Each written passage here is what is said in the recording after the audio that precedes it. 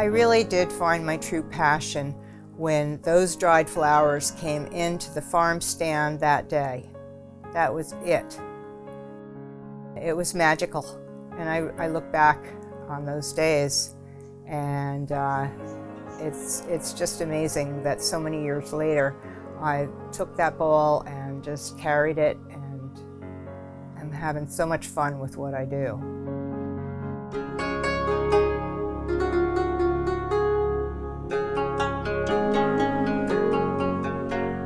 I'm Diana Conklin.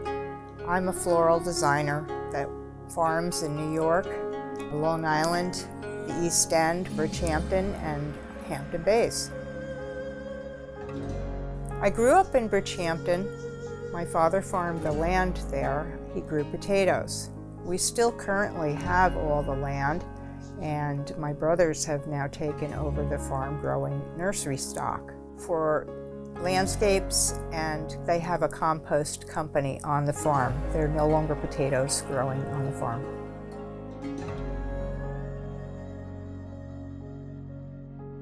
The farm was a great influence for me in what I do now, being growing and farming the flowers. When I started my garden back in the early 80s, I grew flowers that could be dried. I was fascinated with them. These flowers that would come from the garden and were already in the drying stages, sounding like paper. I was deeply in love, and that's when I found my passion.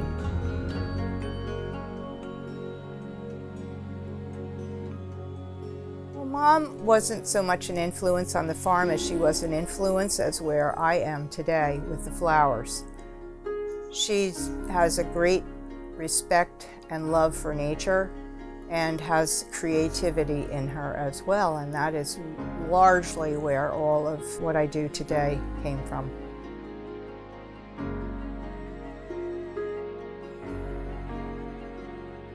So I had a summer job at a farm stand, and they would bring bunches of flowers in. And as we got closer to the holidays, they'd order wreaths that were dried. And I'd never seen these before in my life, and was so fascinated with these flowers that would dry that the next spring season I started a garden growing these flowers that dry. And this is really where it all started. So I have a small little piece of land tucked away off the farm that I have surrounded with a deer fence. We have to do that out here. And I grow. Usually I do a full day of work at the farm stand, and then I come into my garden through the sunset hours and tend this garden, and it's such a wonderful time of day to be there. I'm growing all these flowers here that you see on my work table, and I'm harvesting. I'm just tending the garden. It's just a lovely, lovely way to end the day. A lot of work, but wonderful. And that's where I'm growing some food as well as the flowers. I grow some tomatoes, I grow some peppers, a lot of herbs. Many of the herbs are grown also for drying, for decorative reasons. But anything I grow here at my home as well, just because I love flowers. So everlasting's in a nutshell. The season begins usually in around March, where I am starting the plants in my home studio from seed. Many things start from seed. And on the windowsills, hanging lights around the house to get them to sprout. And then they can get moved outside and eventually put into the garden. So as the months warm up, March, April, May, June, the garden becomes planted, things are growing, I'm tending the garden. What are we at? We're at July, August, September, October.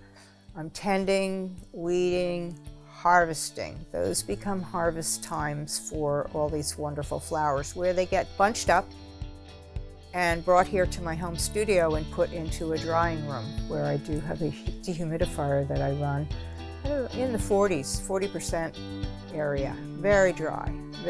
That's the best way to get the moisture out of the flowers as quickly as possible. And then the colder months, as we're at right now, the garden has now gotten some frost, so it's no longer producing flowers for harvest. The garden goes to bed for the winter, and I move here into my studio, and I'm continuing to teach programs and prepare for programs at these libraries or with the garden clubs. But I'm getting ready to prepare for a small show at this time too, where I am painting my flowers, preparing them, sitting here, creating. It's a lovely time of year to be in the studio. So when the garden is finally done for the year, through usually October, frost comes, I will be doing a lot of programs, but we'll be focusing in on fall projects, pumpkin centerpieces. The colors are fall related. A lot of programs, teaching, speaking at garden clubs. And then as we get closer to Thanksgiving, I begin the gathering time of the fresh evergreens. I do a lot of work with the fresh evergreens and combining them with the dried flowers. We do a lot of workshops making fresh evergreen wreaths or garlands. I make them for sale occasionally for people, but a lot of classes combining fresh greens with the dried flowers and the herbs. So as the years have gone by with Everlastings by Diana, and really just trying to make a name for myself and be recognized, and I think I've accomplished that because I've been doing this for a really long time, that something that has grown inside of me that I didn't recognize so much when in the early years is that this is truly about passion. And I've been blessed to have found that early on in my life, and I've been able to pursue it through the years with these flowers, and I'm so in love with them. I really am.